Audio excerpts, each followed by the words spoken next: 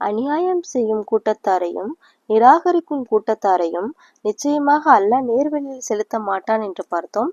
இப்போது பாவிகளை நிச்சயமாக இறைவன் நேர்வழியில் செலுத்த மாட்டான் என்பதை நாம் எந்த வசனத்தில் இறைவன் குறிப்பிட்டுள்ளான் என்பதை பார்ப்போம்.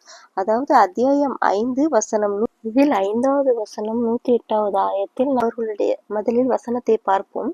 இது அவர்களுடைய சாட்சியத்தை முறைப்படி கொண்டு வருவதற்கும் அல்லது அது மற்றவர்களின் சத்தியத்திற்கும் பின்னர் மாறுபட்டு விடும் என்பதை அவர்கள் பயப்படுவதற்கும் இது சுலபமான வழியாகும். மேலும் அல்லாஹ்வுக்கு அஞ்சி கவனமாக கேளுங்கள், ஏனென்றால் அல்லாஹ் பாவம் செய்யும் மக்களுக்கு நேர்வழி காட்ட மாட்டான் என்று இந்த வசனத்தில் குறிப்பிட்டுள்ளது. இது என்ன சொல்ல வருகிறது என்றால், சுயநலத்திற்காக உண்மையை மறைப்பதோ அல்லது மாற்றுவதோ ஒரு மனிதனின் அக ஒழுக்கத்தையும் அவனது ஒட்டுமொத்த நற்பெயரையும் முற்றிலுமாக சிதைத்து விடுகின்றது. இதனுடைய மைய கருத்தை பார்த்தால், மனிதர்கள் தங்களுடைய சொந்த லாபத்திற்காகவோ வந்த பாசத்திற்காகவோ அல்லது பயணத்தின் காரணமாகவோ உண்மையை மறைக்க முற்படக்கூடாது.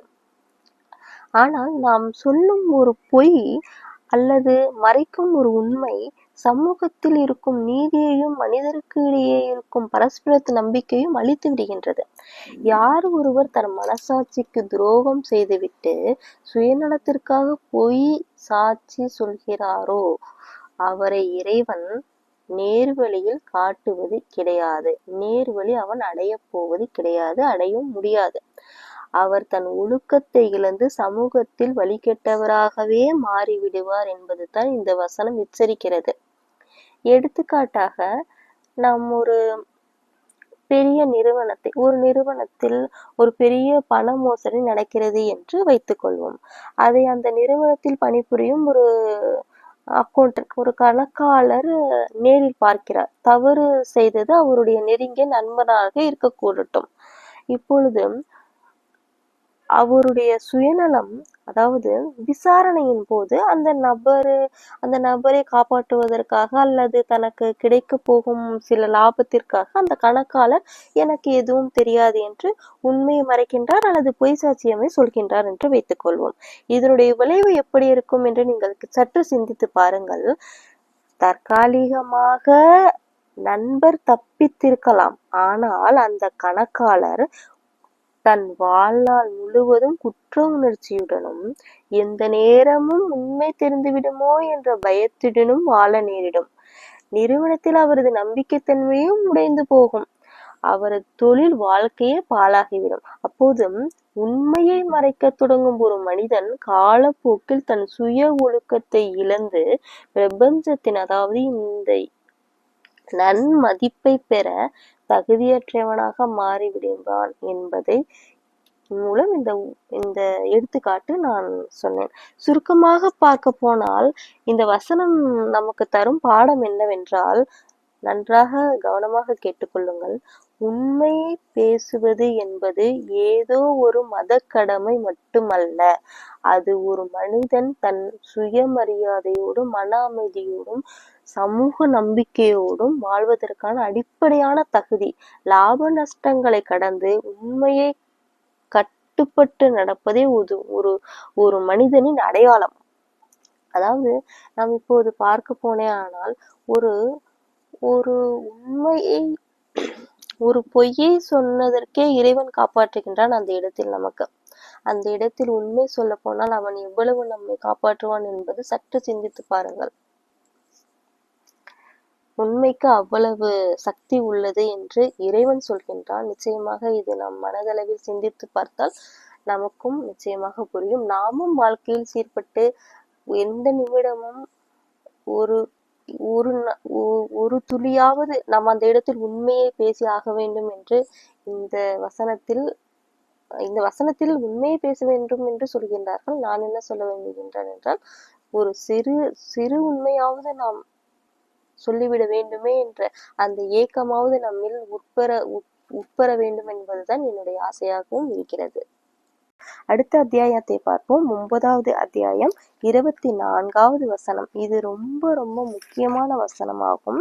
இந்த வசனத்தை பார்த்தால், கூறுவீராக உங்களுடைய தந்தைமார்களும் உங்களுடைய பிள்ளைகளும் உங்களுடைய சகோதரர்களும் தம்பிமார்களாகிய நீங்களும் உங்களுடைய குடும்பத்தார்களும் நீங்கள் திரட்டிய செல்வங்களும் நஷ்டம் ஏற்பட்டு விடுமோ என்று நீங்கள் அஞ்சுகின்ற வியாபாரமும் நீங்கள் விருப்பத்துடன் வசிக்கும் வீடுகளும் அல்லாவையும் அவன் தூதரையும் அவனுடைய வழியில் அறப்போர் புரிவதை விட்டு உங்களுக்கு பிரியமானவர்களாக இருக்குமானால் அல்லாஹ் அவனுடைய கட்டளையை கொண்டு வருவதை எதிர்பார்த்து இருங்கள்.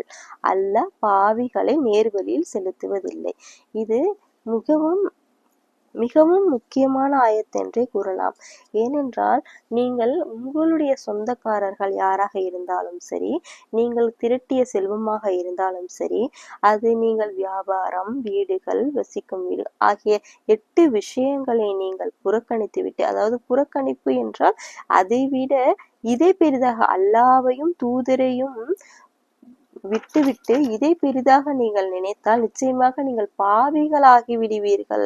நீங்கள் பாவிகளாகும் காரணத்தினால் நிச்சயமாக நேர்வழியில் வந்துவிட முடியாது. இதைத்தான் இறைவன் சொல்லுகின்றான். அதாவது இது எப்படி என்றால் தந்தைமார்கள், பிள்ளைகள், சகோதரர்களை எல்லாம் விட்டுவிட்டு வந்து விடுவது என்பது அப்படி என்று எடுத்துக்கொண்டால் நீங்கள் அவர்கள் நீங்கள் எவ்வளவு சொல்லியும் அவர்கள் இந்த வழிக்கு வரவில்லை, நேர்வழி பாதையில் வரவில்லை என்றால் அதை இப்ராஹிம் நபியை எடுத்துக்கொள்ளலாம்.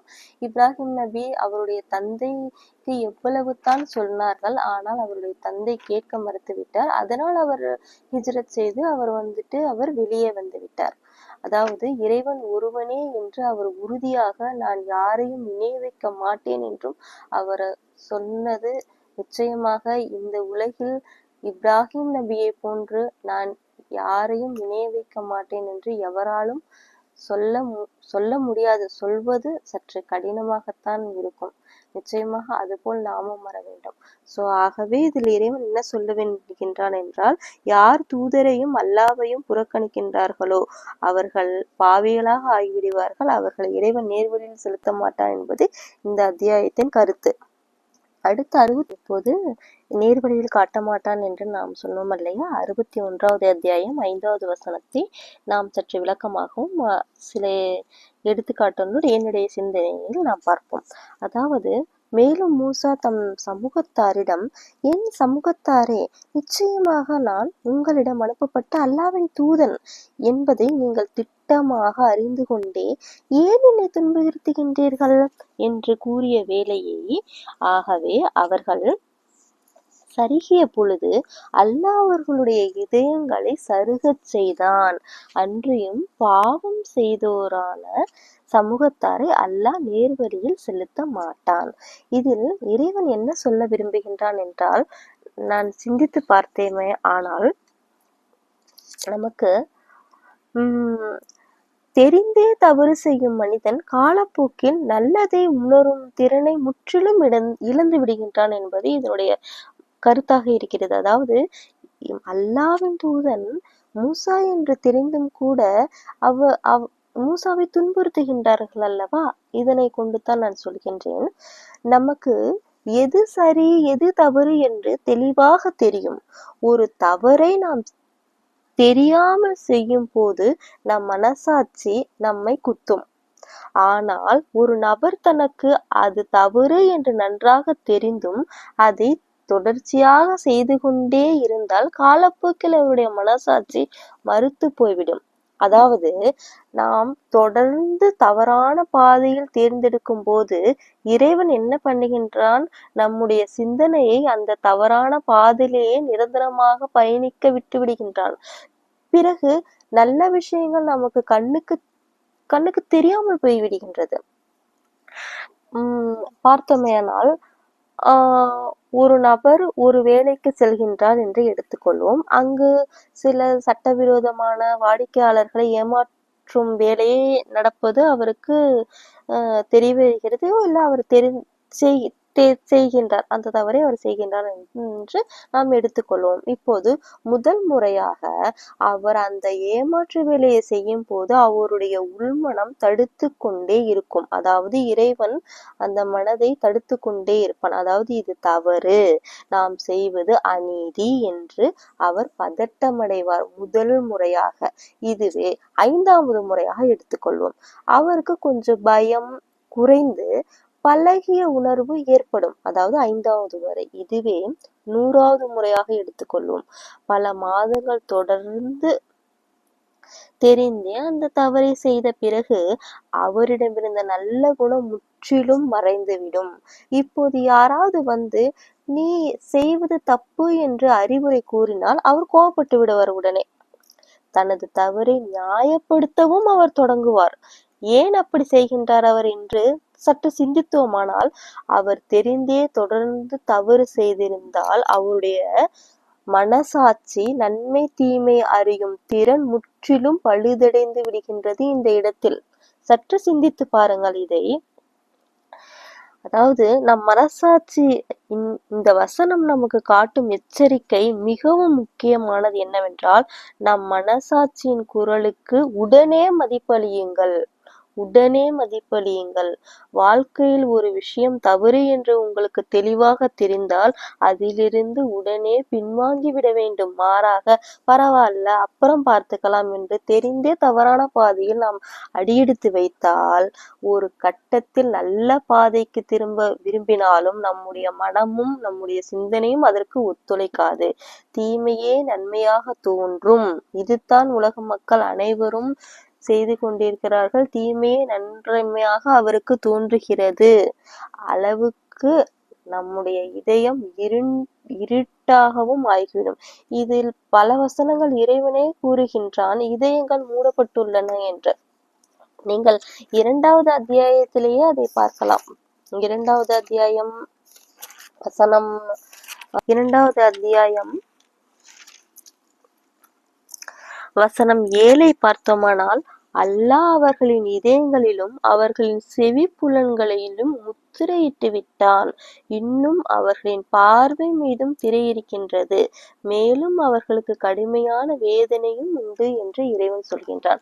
இந்த வசனை, அதாவது 61வது அத்தியாயம் 5வது வசனத்தை பார்த்தோம் அல்லவா, இதுவும் அதுவும் ஒன்றே தான்.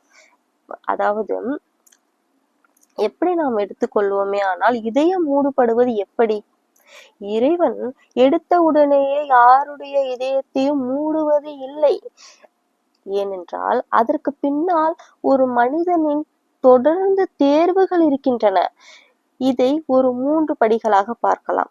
முதலில் பார்த்தோம் என்றால், ஒரு மனிதனுக்கு எது உண்மை எது தர்மம் என்று அவனுடைய மனசாட்சிக்கு தெளிவாக தெரியும்.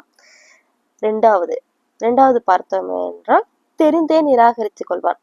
ஃபார் எக்ஸாம்பிள், தன் சுயநலம், கர்வம் அல்லது பிடிவாதத்தனம் காரணமாக இது உண்மைதான் என்று தெரிந்தாலும் என் ஈகோவிற்காக நான் இதை ஏற்றுக்கொள்ள மாட்டேன் என்று தொடர்ந்து அதை எதிர்க்கின்றான்.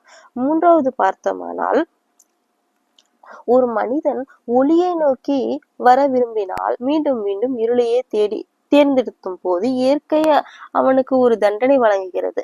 அதுதான் அவனுடைய சிந்தனைக்கும் திறனுக்கும் நல்லதை உணரும் திறனுக்கும் மறுத்து போவதும். இதுதான் குர்ஆனில் கூறப்பட்ட இதயம் மூடப்பட்டு விட்டது என்று இறைவன் கூறுகின்றான்.